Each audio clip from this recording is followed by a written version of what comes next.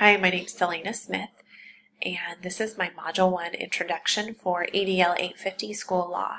Excited to be joining this class and can't wait to learn more about applying school law at the building level. Currently, I teach at Frontenac 249. We are a district of roughly 1,000 students pre-K-12. We're in Southeast Kansas, so a fairly high free and reduced population. We do have an ELL population as well.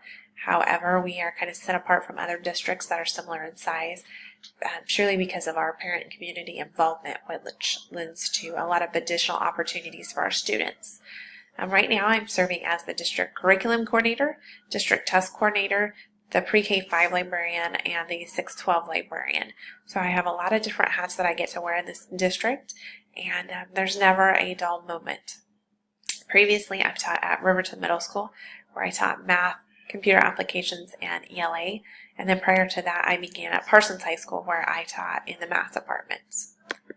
At home, I am wife to Jason for almost the past 10 years. We have 6 kiddos between us. We've got Hunter, Carter, Lexi, Lindsay, Briar, and Gunner. They range in age from 7 to 17. So again, very busy at home and never a dull or quiet moment there either. Another important aspect of my life has been the time spent as a student. So in 2008, I received my Bachelor's of Science in Education with a math emphasis. Decided to go back and get my master's in reading because of my ELA position at that time. And then turned around and went back and got my Ed Specialist in District Leadership and thought I was done with education-related courses, so decided to do the Master's of Art in Ministry kind of for fun. And I will actually finish up that program this spring once I get through my final project. So hopefully I'll close that chapter this semester and get to move forward with my Master's in Educational Leadership. I'm really excited to be kind of moving forward in that direction of building principle and taking the next step to further my career. When I look at the administrators that I work under, I actually get to work under all 3 of our building administrators, which is really neat because I get to pull from their strengths and see how they handle various situations.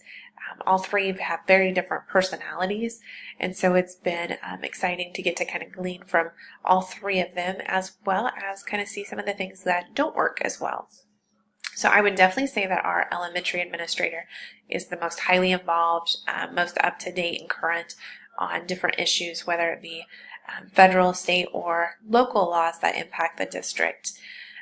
She is very intentional about gaining that information and staying current, as well as sharing that out openly with staff members. So I feel like that communication key, whether it be communicating with others to receive information or to share out that information, has been something that I have greatly appreciated as someone who works with her. Our junior high administrator has been with the district the longest, so he's very knowledgeable about board policies as well as local items that directly impact the school and how school has done things for quite some time. However, there tends to be limited and it's sometimes no communication between the administration and the staff in that building. So that can kind of make things a little difficult at times. But again, I feel like it provides opportunities to learn different things through seeing that kind of climate in that building. And then finally, our high school administrator is a very seasoned, mature educator and administrator, so he's very knowledgeable about state items as well as older federal items. He's also very intentional about delegating information to those that are directly impacted by it. However, sometimes it does feel like there's a disconnect to the group as a whole. However, he is new to the district and very near retirement, so there are some things about directly from our board that there might be a slight disconnect that I don't see with the other administrators. My personal knowledge definitely has room for growth. I do feel like I have some state and federal laws and some background in those that pertain to the district leadership.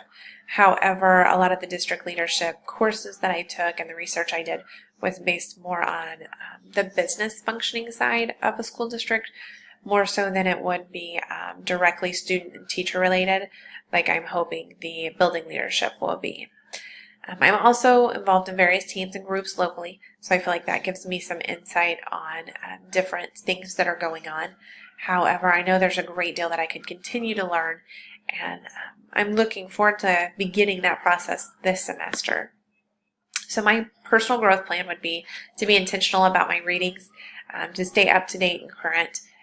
You've got to be intentional about reaching out for that information. So I need to be more focused on that. And then continuing to grow my professional involvement and networking with those experts.